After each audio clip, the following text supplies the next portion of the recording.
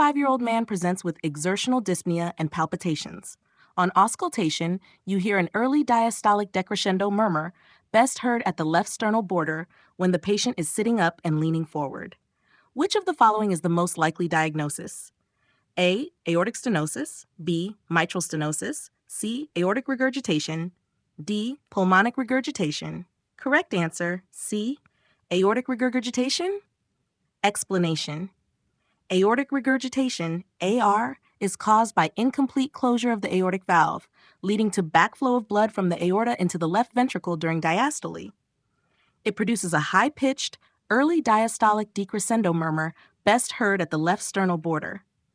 The murmur is accentuated when the patient sits up, leans forward, and exhales. Common causes include aortic root dilation, Marfan syndrome, syphilis, aortic dissection, bicuspid aortic valve, and rheumatic heart disease. Chronic AR can lead to widened pulse pressure, bounding pulses, Corrigan's pulse, and head bobbing, de Musset's sign.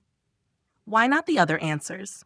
A. Aortic stenosis produces a systolic crescendo decrescendo murmur heard best at the right upper sternal border with radiation to the carotids.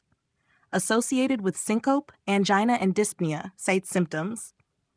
B. Mitral stenosis produces a diastolic rumbling murmur, best heard at the apex with an opening snap, often caused by rheumatic heart disease, and presents with pulmonary congestion and atrial fibrillation.